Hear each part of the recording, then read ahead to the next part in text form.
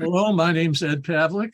I'm in Lexington, Kentucky, and this is Frank Lawson from London, United Kingdom.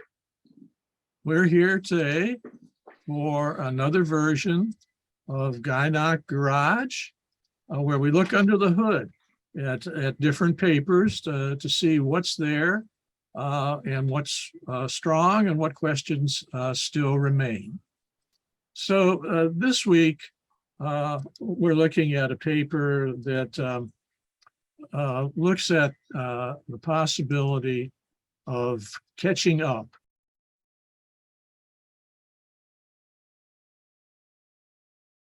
Today's paper is about what happens to women in their mid-20s when they're allowed to get vaccinated. So Frank, what did you think about this paper? Well, I was very skeptical, I have to say, about the original HPV vaccination program in the UK, because like a lot of vaccination programs, I felt that perhaps it wasn't going to get to, or all the at-risk people are going to be vaccinated. But I think these data do show that if you vaccinate girls who are probably not sexually active, which presumably is the 12 to 13-year-olds, then essentially you can eradicate HPV infection and then, of course, CIN. And even if you're vaccinating girls who are older than that, 16 to 18, who are presumably already sexually active, then you can still reduce the incidence by a third or so. And I think, if anything, it does justify very much so the introduction of an HPV vaccine. As you say, the numbers, 87% reduction for girls aged 12 to 13 is an incredible success, I think, for HPV vaccination. And the other paper, the catch-up vaccination, showing the same thing, reduction of CIN2 plus with HPV 16 or 18 from 3% to 1%, an 87% effective vaccine. And there is a substantial fall, but not the same numbers in the women who have not been vaccinated. So I think it does show, to my mind, without doubt, that HPV vaccination, it reduces the incidence of CIN and presumably cervical carcinoma. Right. The net effect of the paper we're talking about, the catch-up paper, is that there's either a halving of the risk for CIN between the people who've been vaccinated and the people who were left unvaccinated, or it can be a reduction from 3 to 1% of CIN2. The big effect is, I think, on those cases that lead to colposcopy, where only 32 per 100 in the vaccinated group occurred, while 46 per 100 occurred in the unvaccinated group. So, that's sort of the way, I look at things. But for what should be a really straightforward problem, you suddenly start thinking about it as if you had to do it. And a couple of things occurred to me, and that was pointed out in the paper by the authors, in a well-written paper, and in my mind, doing it the most you could do, not just the best you could do, but the most. They did have a lack of information on the overall vaccination status of people in the so-called control group, and perhaps in the interventional group too. So I think that's less of an effect in the intervention group, but it is more of an effect if you come into the control group and you may have had one of the 2 shots or one of the 3 shots. And then what's even more important is, in these older girls, there's lack of information on prior HPV infection. Yes. So you really don't know if the vaccine has no chance of being effective, that in fact, there's an underreporting here of the effect because of that, and the things are even better than are reported in this paper. And of course, they point out quite well that there are more HPV genotypes than are being protected against, in this study, and that may well occur for the reported 20% of people that are not protected by the current bivalent vaccine. that, that may or may not be true. I still think when you're dealing with 70 or 80%, you're doing pretty good. Yeah. So, that's not a criticism, it's just a comment. The only comment that they make in the discussion that I wonder about is the herd immunity effect, because the herd immunity effect, I think, would arise from both males and females, not just from women. They offer no estimate about male vaccination. And you just sort of wonder if that's a real phenomenon in this particular presentation, or not. It may well be. They may have those numbers. They may be just not in the paper. So, that's sort of the way I looked at things. Overall, I think this is very encouraging. And since there are now, for instance, Gardasil and some other vaccines who have a higher valence, in other words, they have more genotypes that they protect against. Yeah. I think the news can only be better than it really is. What I'd like to point out to people is that you can look at this whole issue or problem in a way that says, well, this is probably a problem that occurs somewhere else. And the answer is no. It's cervical cancer is occurring in countries like the United States and Canada and like Great Britain, as you can see in this map. And the paper that this data occurs in is important because it's saying how much cancer is caused by environmental factors. And cervical cancer, because it really requires sexual activity to occur and to be deadly, falls into the category of an environmental factor cancer. In terms of deaths from this cancer, if we go over 4 bars, just like we've identified here, basically there's a significant amount of deaths worldwide, globally, due to this cancer.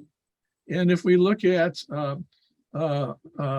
unsafe sex right over here as a cause of a cancer, it basically is all attributed to cervical cancer. So globally, wherever you look, any place in the big countries, the small countries, the rich countries, the poor countries, this in fact is in fact a big motivator for one type of cancer that has a pretty big effect. So, Frank, what do you think? I like this paper. You like this paper, and like anything else, there's things that are possible to do with the numbers, and things that are difficult to do with the numbers.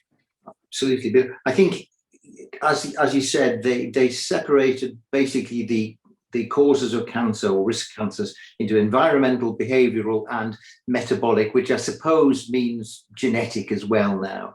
And if you look at the behavioral ones, then cervix cancer is second after tobacco-associated ones.